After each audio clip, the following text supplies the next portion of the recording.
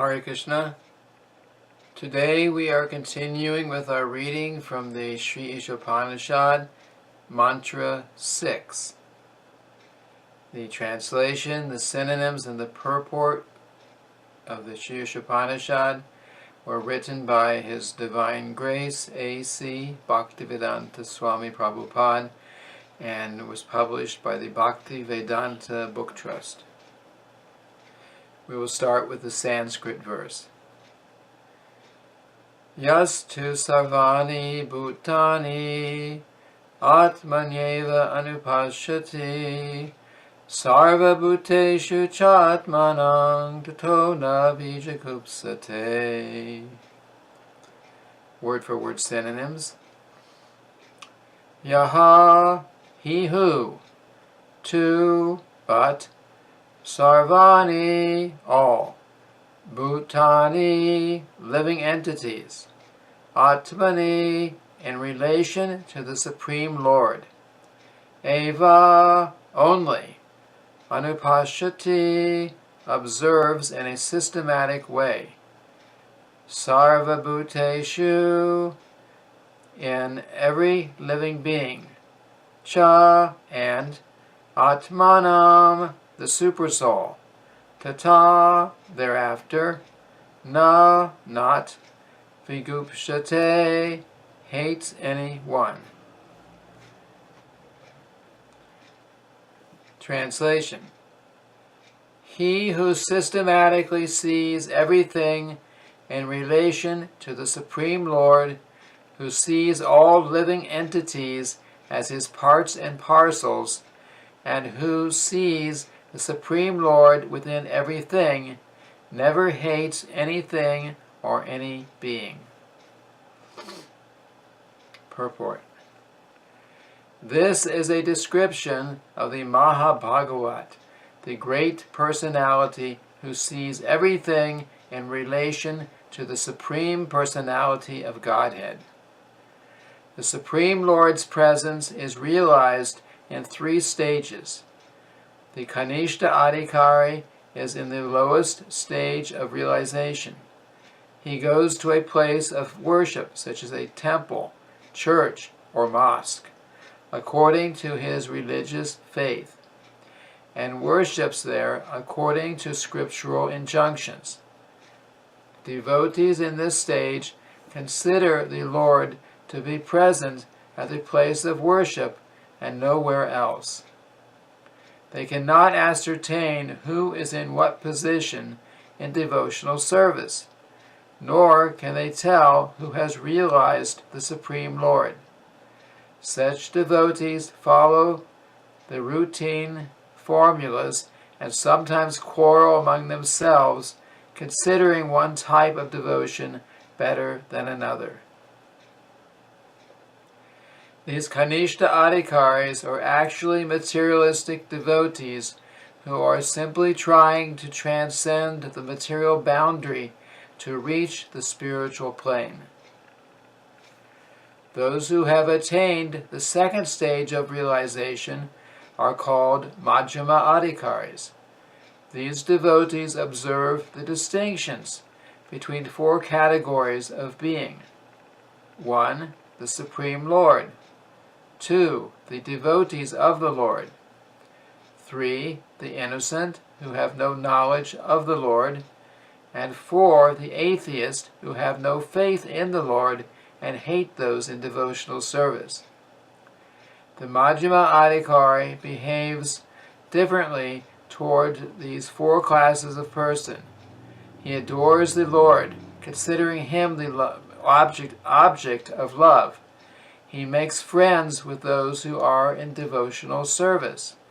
He tries to awaken the dormant love of God in the hearts of the innocent, and he avoids the atheist who deride the very name of the Lord.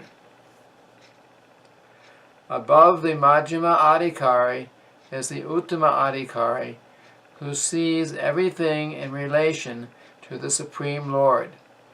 Such a devotee does not discriminate between an atheist and a theist, but sees everyone as part and parcel of God.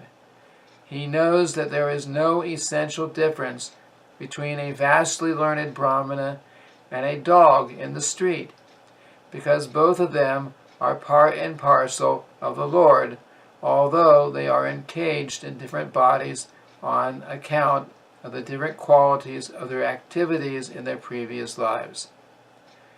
He sees that the Brahmana particle of the Supreme Lord has not misused his little independence given him by the Lord, and that the dog particle has misused his independence and is therefore being punished by the laws of nature by being encaged in the form of a dog.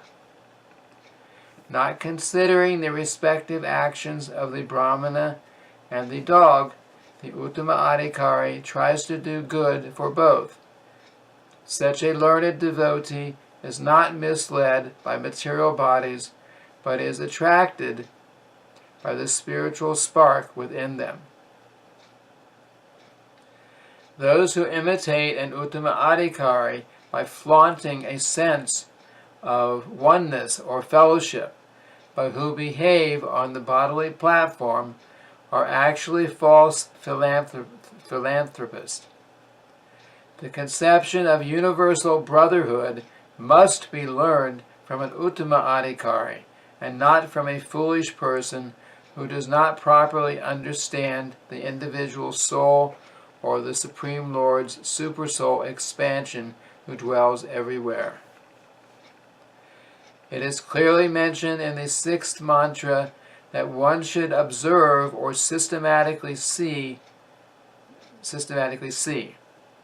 This means that one must follow the previous acharyas, the perfect teachers.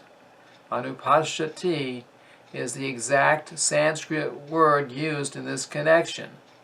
Anu means to follow, and Pashati means to observe.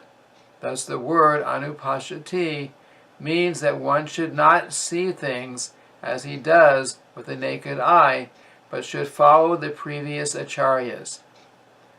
Due to material defects, the naked eye cannot see anything properly. One cannot see properly unless one has heard from a superior source.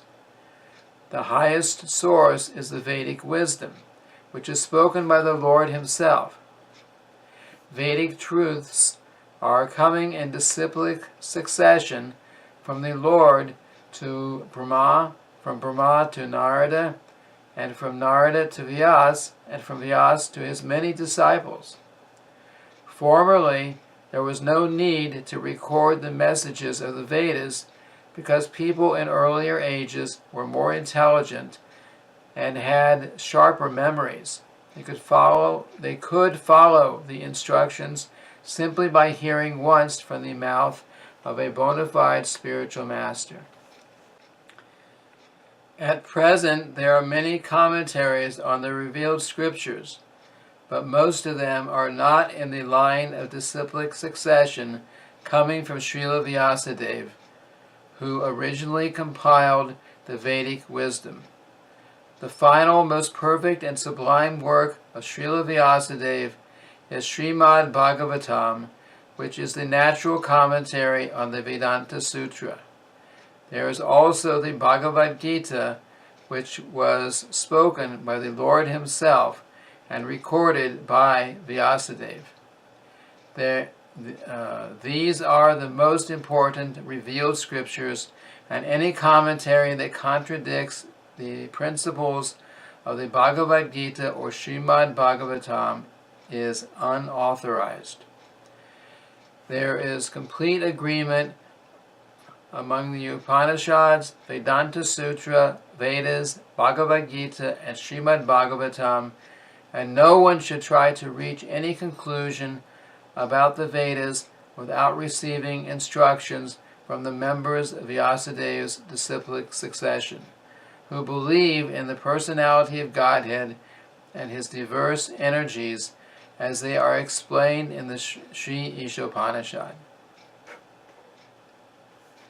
According to the Bhagavad Gita, chapter 18, verse 54, only one who is already on the liberated platform, Brahmabhuta, can become an Uttama Adhikari devotee and see every living being as his own brother. This vision cannot be had by politicians who are always after some material gain. One who imitates the symptoms of an Uttama Adhikari may serve another's outward body for the purpose of fame or material reward, but he does not serve the spirit soul. Such an imitator can have no information of the spiritual world. The Uttama Adhikari sees the spirit soul within the material body and serves him as spirit. Thus, the material aspect is automatically served. So this ends the reading of the translation and purport of Mantra 6 of the Shri Isha Upanishad. Thank you very much. Hare Krishna.